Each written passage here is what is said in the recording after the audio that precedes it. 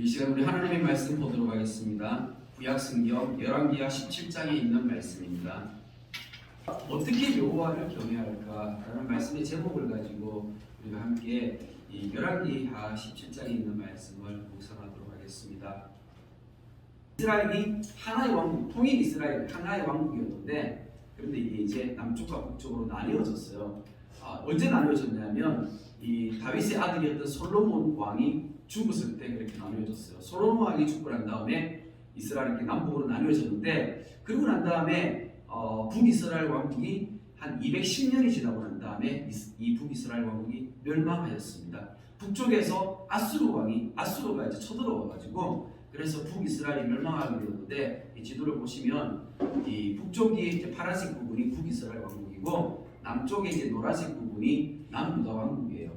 북쪽에는 이제 이스라엘이라는 넓은 평지도 있었고요, 평야도 있어가지고 농사를 지을 수도 있었고, 그리고 갈릴리 호수가 북쪽에 있다 보니까 갈릴리 호수 주변으로는 물이 많기 때문에 그래서 농사도 잘 되고, 그래서 굉장히 이렇게 살기 좋은 땅이 북쪽 이스라엘 땅이었습니다. 근데 살기는 북쪽이 더 좋고 더 이렇게 나라가 이제 부강할 수 있는 그러한 위치임에도, 지리적인 그런 여건임에도 불구하고, 그런데 북쪽 이스라엘 왕국이 훨씬 더 먼저 멸망하게 되었습니다. 우리가 잘 아는 것처럼 이 북이스라엘 왕국도 멸망을 했고, 그리고 남유다 왕국도 나중에 결국에는 멸망을 하게 되죠. 남유다 왕국은 BC 586년에 멸망을 하게 되고, 북쪽은 BC 722년에 멸망을 하게 되는데, 북쪽이 이렇게 먼저 이렇게 멸망을 당했습니다. 그래서 이 성경에는 나오지 않지만 아수르 제국의 역사에 보면 이렇게 고대 이렇게 이 비석 같은 이렇게 문헌에 보니까 이때 당시에 이 북이스라엘 사람들 중에 27,290명의 포로가 이렇게 끌려갔더라고, 그렇게 역사에 기록이 되어져 있습니다. 그래서 이거는 단순히 이러한 사실은 그냥 성경에만 나오는 역사가 아니라 세계사 가운데 이게 충분히 문헌적으로 고증이 될 수 있는 그런 역사적인 사실이라는 것입니다. 아수르가 이제 많은 정복 전쟁을 했는데, 그 정복 전쟁하면서 많은 포로들을 또 여기 이 북이스라엘 왕국에 비어 있는 땅에다가 사람들을 이주시켜 가지고 새로운 도시를 건설하게 된 거예요.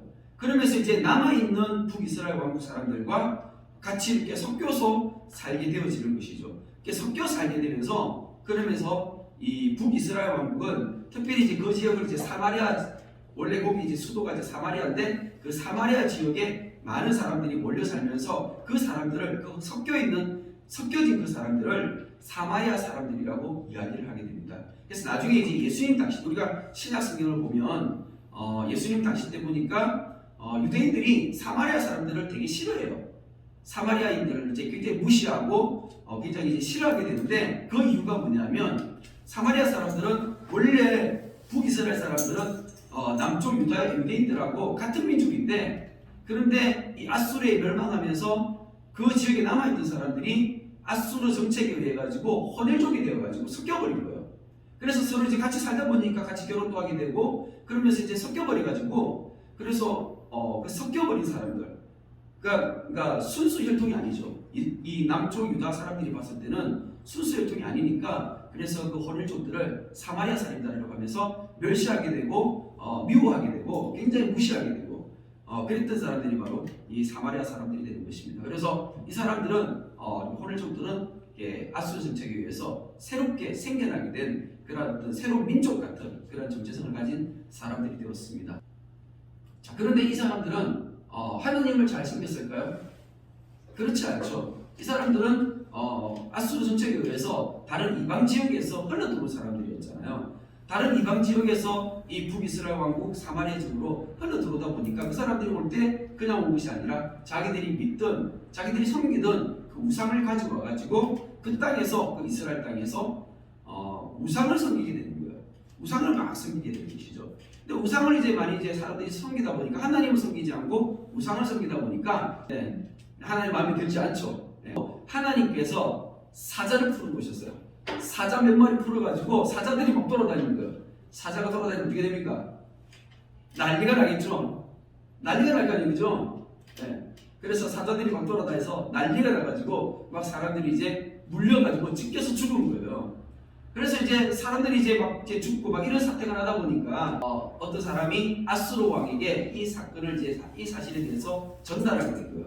전달하게 되면서 왕이시여 지금 저 사마리아 지역에 그 사람들이 왕께서 사람들을 보냈는데 그 사람들이 그 땅 신의 법을 알지 못하고 그 땅 신을 섬기지 않다 보니까 그 땅에 신이 노해가지고 사자들을 풀어가지고 사람들이 죽었습니다 하면서 이런 얘기를 하니까 그러니까 이제 이 왕이 그 이야기를 듣고 어떻게 해요? 왕이 이 얘기를 듣고 그래? 그런 일이 있었어? 하면서 이제 놀라게 되는 것이죠. 자, 그러면서 이 왕이 명령을 내립니다. 어떤 명령을 내리냐면 28절 말씀에 한번 볼까요? 이에 사마리아에서 사로잡혀간 제사장 중 한 사람이 와서 베델에 살며 백성에게 어떻게 여호와 경외할지를 가르쳤더라. 그러니까 왕이 명령을 한 거예요. 사로잡아온 포로 중에 그 제사장 한 사람을 돌려보내가지고 그 제사장이 그 사마리아 사람들에게 그 땅의 신을 어떻게 섬겨야 될지를 가르치게 하라라고 이렇게 이야기한 것이에요. 그래서 포로로 잡혀갔던 사람들 중에 제사장 한 사람이 다시 돌아왔어요. 돌아와가지고 이 베델에서 어떻게 여호와 하나님을 섬겨야 될 것인지를 그 사마리아 새로운 사마리아의 사람들에게 이것을 이제 가르치게 된 것입니다. 자, 그런데 이제 문제가 있었던 거예요. 어떤 문제가 있었냐면 사람들이 그 새로운 그 사마리아 사람들은 어떤 사람들이었어요? 다른 아수르 지역에서 이렇게 이주해 온 사람들이잖아요. 이 사람들이 이주해 올 때 그냥 온 것이 아니고 우상을 가져왔다고 했죠. 이 우상을 가져와가지고 이 사람들은 우상을 섬기는 사람들이었어요. 그래서 산당들이 있는데 그 높은 산에다가 이제 이 높은 지역에다가 산당을 만들어 놓고 거기서 우상을 만들어 놓고 또 섬기는 거예요. 그래서 여기 보니까 막 우상의 이름들이 되게 많이 나와요. 29절부터 31절 사이에 보니까 뭐 여러 가지 우상의 이름이 나오는데 스코프도 그 다음에 뭐 니파스, 다르다, 뭐 네르갈 등등 해가지고 막 우상들이 많이 나옵니다. 이런 우상들을 거기다가 이렇게 이스라엘 땅에다가 산당을 만들어 놓고 막 이렇게 우상을 세워서 섬겼던 것이죠. 우상을 섬기다 보니까 하나님을 섬기면서 우상을 함께 섬길 수 있나요? 근데 성경 말씀에 이렇게 얘기하고 있는 거예요. 12절입니다. 시작. 그들이 또 여호와를 경외하여 자기 중에서 사람을 산당의 제사장으로 택하여 그 산당들에서 자기를 위하여 제사를 드리게 하니라. 이와 같이 그들이 여호와도 경외하고 또한 어디서부터 옮겨왔든지 그 민족의 풍속대로 자기의 신들도 섬겼더라. 얘기하고 있습니다. 그 새로운 사마리아 사람들이 자기들이 섬겼던 그 신들도 섬기고 그리고 그 땅의 신인 여호와 하나님도 섬기고 여호와 하나님도 섬기고 우상도 섬기고 그러면 이게 어떻게 되는 것이죠? 하나님을 제대로 섬기는 것인가요? 하나님을 제대로 섬기는 것이라고 할 수가 없는 것이죠. 그래서 이 산당에 지금도 가면 이스라엘 성지순례 가게 되면 이런 그 산당의 흔적들이 있는데 이 산당 앞에 보니까 비석 같은 게 있고 비석에 보니까 그림이 우상의 그림도 그려져 있고 그렇죠.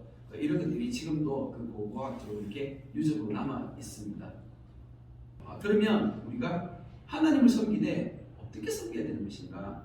여호와를 어떻게 섬겨야 되는 것인가? 하는 것까지 우리가 말씀을 읽고 여기까지 우리가 깨닫고 나아가야지 성경을 바르게 묵상할 수 있다라고 생각이 되어집니다. 신약성경 갈라디아서 1장 6절에서 9절까지 말씀. 갈라디아서 말씀에도 이런 말씀이 있어요. 다른 복음이라는 단어가 한눈에 들어오게 됩니다. 이 갈라디아 교회 성도들이 다른 복음을 받아들여가지고 그 다른 복음으로 인해서 그 갈라디아 교회 안에 여러 가지 많은 문제들이 발생하게 된 것이에요. 어떤 문제들이 발생하게 되었냐면 그 교회 안에 유대주의자들이 들어왔다는 거예요. 그러니까 유대인들이 들어옵니다. 유대인들 중에 기독교를 믿는 사람들이에요. 유대인들 중에 기독교를 믿는 이 사람들이 그 교회 안에서 뭐라고 가르치냐면 할례를 받고 유대인이 되어서 그리고 난 다음에 예수님 믿고 구원을 받아야 된다라고 가르치게 되는 것입니다. 오직 하나님의 은혜로 우리가 예수님을 통해서 하나님 앞에 나아가는 것인데 이거 외에 사람의 행위가 들어가게 되는 것이에요. 할례를 받고 내가 유대인이 된다는 것은 나의 행위가 들어가는 거잖아요. 그래서 나의 행위를 통하여서 내가 의인이 되는 것처럼 그렇게 오해를 살 수 있는 다른 복음이 되어지는 것입니다. 이것은 복음이 왜곡되어져서 이것은 분명한 성경에서 분명한 이것은 잘못된 이단 사상이라고 가르쳐주고 있습니다. 초대교회 때도 처음부터 다른 복음이 들어와서 교회를 혼탁하게 하려는 이러한 많은 의도들이 있었던 것처럼 우리가 조금 전에 우리가 구약 성경의 열왕기하 17장의 말씀을 통해서도 보니까 옛날에 북이스라엘 왕국도 그런 모습이 있었잖아요. 그죠?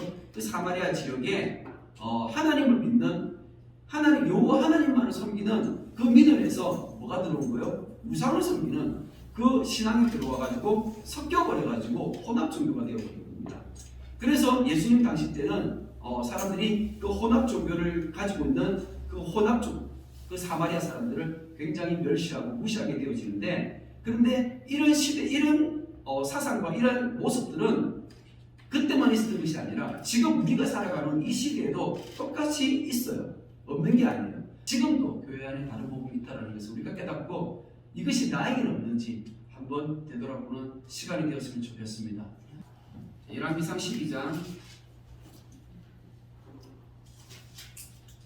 31절 말씀, 우리 레위 자손 아닌 보통 백성으로 제사장을 섬기고, 열왕기상 12장은요 남유다 왕국과 북이스라엘 왕국으로 이렇게 처음 이제 이 나라가 나뉘어질 때, 그때에 북이스라엘 왕국의 첫 번째 왕이 누구였냐면 여로보암이라는 사람이었습니다. 원래 이스라엘 백성들은 하나님을 섬길 때 예루살렘 성전에서 제사를 드리면서 예루살렘 성전에 제사 드릴 때 이 제사를 도와주는 사람 제사장들이 있었잖아요. 그런데 이 제사장들은 반드시 레위 지파 사람들이었습니다.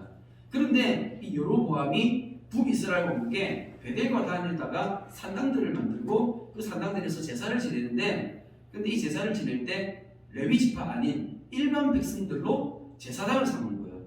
그래서 일반 백성들이 제사장이 되었으니까 하나님의 말씀을 제대로 알까요? 그리고 하나님 앞에 예배드리며 하나님 앞에 제사를 드리는데 이 방법들을 정말 제대로 알고 섬길 수 있을까요? 그렇지가 않죠. 그러다 보니까 이게 이제 얼마를 갔냐면 200년을 가게 되는 것입니다. 200년 동안 쭉 시간이 이어지면서 어떻게 됐겠어요? 북이스라엘 왕국의 사람들은 하나님을 제대로 섬기지 못하고 오히려 우상을 섬기고 하나님 보실 때 악을 행할 수밖에 없는 그런 상황으로 계속 몰아져가게 되었던 것이죠. 자, 그러면서 이제 북이스라엘 왕국이 아까 오늘 우리가 열왕기하 17장 말씀이 어떻게 되었어요? 멸망했잖아요. 그죠? 북이스라엘 왕국이 아수르에 의해서 멸망했는데, 멸망하고 난 다음에 그때 사마리아에 하나님께서 사자들을 풀어가지고 짐승들을 풀어서 막 사람들이 죽고 막 이런 사태가 생겨났을 때, 그때 아수르 왕이 그 소식을 듣고 제사장 한 명을 다시 돌려보냈죠. 포로로 잡아왔던 그 제사장 한 명을 다시금 돌려보냈는데, 그 제사장은 레위 지파였을까요? 아니면 일반 백성 중에 한 사람이었을까요? 일반 백성 중에 한 사람이었던 제사장인 것이죠. 이 제사장은 원래 어디서 제사를 섬겼던 사람이에요? 베델에서요. 베델에는 뭐가 있는 거예요? 금송아지를 섬기는 산당이 있는 곳이에요.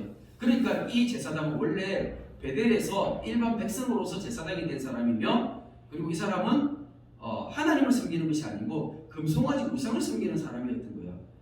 그런 사람이 다시 그 포로로 잡혀갔다가 돌아와서 여호와 하나님을 섬기는 것을 가르치는데 제대로 가르칠 수 있나요? 아니죠. 오히려 금송아지를 섬기는 것을 가르치는 것이죠. 새로운 사마리아 사람들은 무엇을 배우는 겁니까? 금송아지를 섬기고, 그리고 자기가 아수르 제국에서 살 때 가져왔던 그 우상을 함께 섬기는, 하나님도 섬기고 우상도 섬기는 그런 사람이 된 것입니다. 그러면 이제 중요한 것은 어떻게 하나님을 섬겨야 되는 것인가, 어떻게 여호와 하나님을 섬겨야 되는 것인가, 이것이 우리에게 굉장히 중요한 부분이 되겠습니다. 우리 요한복음 4장에 있는 말씀을 한번 보도록 하겠습니다. 신약성경 요한복음 4장입니다. 요한복음에서 예수님께서 사마리아 지역을 통과하시는 장면이 나옵니다. 예수님께서 사마리아 지역을 통과하셨는데요, 사실은 이거는 굉장히 중요한 내용이죠. 왜냐하면 유대인들은요 사마리아를 다니지 않았어요. 그러니까 사마리아가 사실은 갈릴리 지역과 그리고 예루살렘 유대에 있는 예루살렘 지역 그 중간에 사마리아로 위치하고 있는데, 그런데 그냥 직선으로 가면 사마리아를 그냥 통과하는 것이 맞는데, 그런데 유대인들은 사마리아 사람들을 싫어했고 이 사람들은 호넬족이었으며 그리고 이제 이 호답 종교를 가지고 있는 사람들이기 때문에 유대인들은 이 사람들을 싫어했었어요. 그래서 상종하지 않기 위해서 돌아다녔어요. 길을 빙 돌아다녔는데, 그런데 예수님은 일부러 고의적으로 사마리아를 통과한 거예요. 그래서 요한복음 4장 4절에 보니까 사마리아를 통과하여야 하겠는지라, 이 말씀은 예수님께서 일부러 이 지역을 지나가셨다는 것이죠. 사실은 하나님께서 일부러 이 사마리아 지역 사람들에게 하나님을 섬길 수 있는 기회를 주셨어요. 그 기회가 뭐였어요? 사자를 풀으셨던 것이죠. 사자를 풀어서 이 사람들이 하나님을 제대로 알고 제대로 믿을 수 있는 기회를 주는 것인데, 그런데 하나님을 제대로 알지도 못하는 제사장이 와가지고 그 지역에서 여호와 섬기는 법을 잘못 가르치다 보니까 수백 년 동안 그 잘못된 혼합 종교가 계속 이어져 왔는데, 언제까지요? 예수님 당시 때까지 그게 계속 이어져 오게 되었던 것입니다.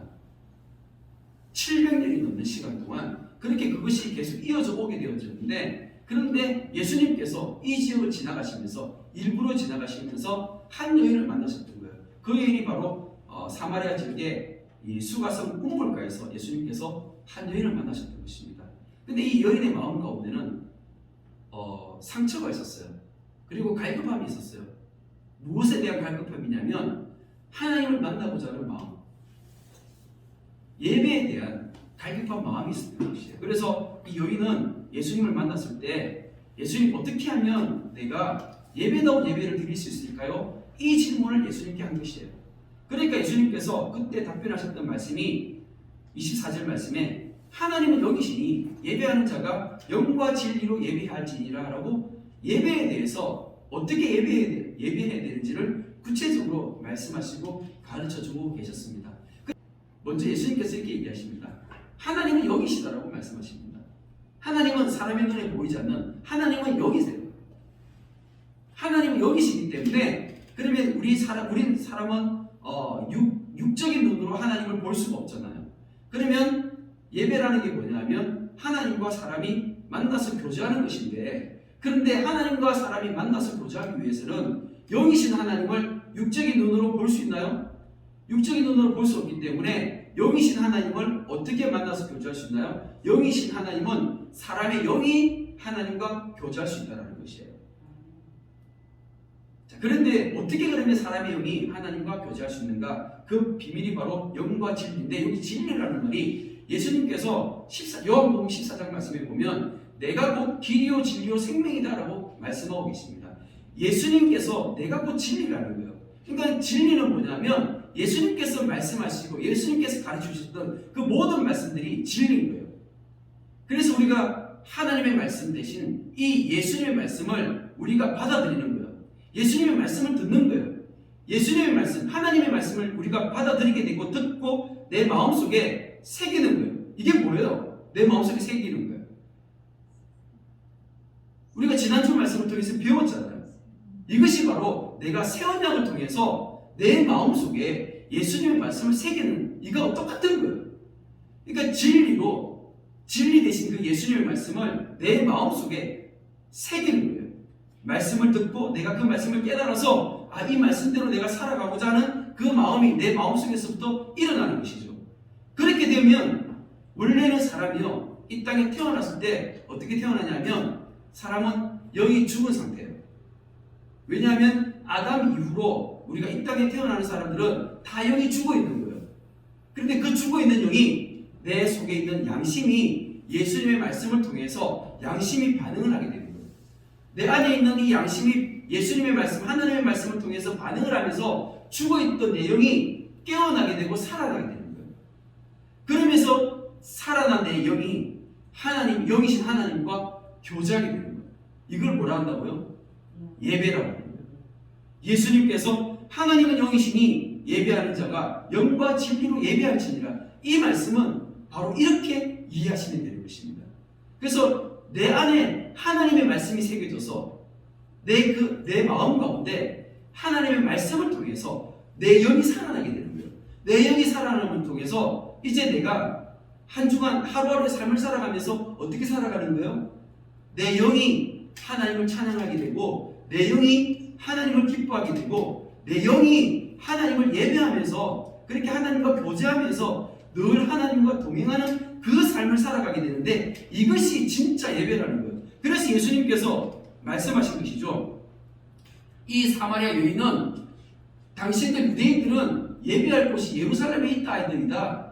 당연히 예루살렘에 성전이 있으니까 예루살렘 성전에 가가지고 제사 드리고 예배하는 것이 진짜 예배라고 사람들은 생각했던 것이죠. 그런데 예수님은 그게 아니다라고 가르쳐 주는 거예요. 그때 당시 분명히 예루살렘 성전이 있었음에도 불구하고 그 성전에서 짐승을 잡아 죽여서 제사를 드리는 이것만으로는 안 되는 거예요. 왜요? 이미 솔로몬이 성전을 세우고 난 다음에 1000년 동안 성전에서 제사를 드렸잖아요.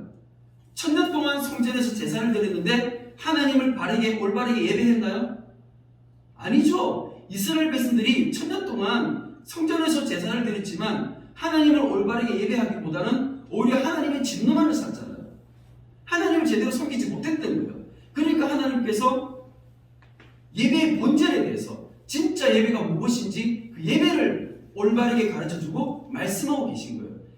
하나님이 사람의 몸을 입고 이 땅에 오셔가지고 예수님이 진짜 예배가 무엇인지를 이 수가성 우물가에서 이 여인에게 예배가 무엇인지에 대해서 가르쳐주고 계시는 것입니다.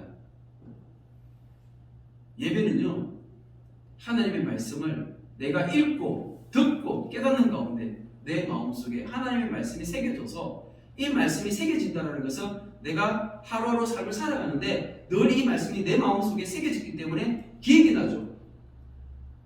내 마음속에서 새겨졌기 때문에 내 마음속에서부터 날마다 이 말씀이 생각나는 거예요. 그러니까 내가 하루하루 삶을 살아가면서 하나님의 말씀 없이 살아가는 것이 아니라 하나님의 말씀을 기억하며 생각하면서 그 말씀을 지키게 노력하면서 살아가게 되는 거예요. 이것이 뭐라고요? 하나님과 영으로 예배하게 되는 참된 예배라는 것입니다. 하나님께서 사자들을 보내셨는데 이것은 남아있는 북이스라엘 사람들과 남쪽 유다 백성들에게 하나님께서 주시는 사랑과 경고의 메시지였습니다. 하나님은 여전히 이스라엘 백성들을 사랑하고 계신다라는 그 사랑의 메시지였죠. 내게로 돌아오라는 의미였습니다. 그럼에도 불구하고 이 기회를 사람들은 제대로 잡지 못했어요. 왜요? 처음부터 잘못되었기 때문에. 그 제사장이 하나님을 제대로 알지도 못하는 제사장이 예배를 가르치고 제사를 가르치는데 어떻게 이스라엘 백성들이 올바르게 제사하고 예배 드릴 수 있습니까? 이 말씀이 우리 마음 안에 오늘 잘 깨달아져서 우리가 마음속에 제대로 새겨져서 새 언약의 백성으로서 새 언약의 일꾼으로서 우리 주님의 교회 성도님들이 살아가시기를 축복합니다. 잠시 한번 기도하겠습니다. 사랑의 하나님 감사합니다. 하나님의 사랑과 은혜 가운데 오늘 주일 아침 또 주님께서 우리를 예배의 자리 가운데 불러주셨습니다. 우리가 주님 앞에 예배드리러 나오면서 늘 한결같이 형식적으로 나오는 것이 아닌지 두렵고 떨리는 마음으로 오늘 한번 다시 나 자신을 되돌아보게 됩니다. 하나님 앞에 온전한 마음으로 예배할 수 있는 은혜가 있게 하여 주시옵소서. 오늘도 말씀을 들었습니다. 하나님의 말씀이 내 마음속 깊숙한 곳에 이 말씀이 새겨질 수 있는 은혜를 베풀어 주시기를 기도드립니다. 진짜 예배가 무엇인지 깨닫게 해주시기를 다시 한번 소원합니다. 예배를 간절히 찾고 예배를 간절히 소망했던 그 한 여인에게 주님께서 찾아가셔서 진짜 예배가 무엇인지를 말씀하시고 가르쳐 주셨던 주님, 우리에게도 다시 한번 말씀하시고 가르쳐 주시기를 소원하오며 우리가 이 말씀을 깊이 있게 깨달을 수 있도록 한 주간 묵상할 수 있도록 도와주옵소서. 살아계신 예수 그리스도 이름으로 기도드립니다. 아멘.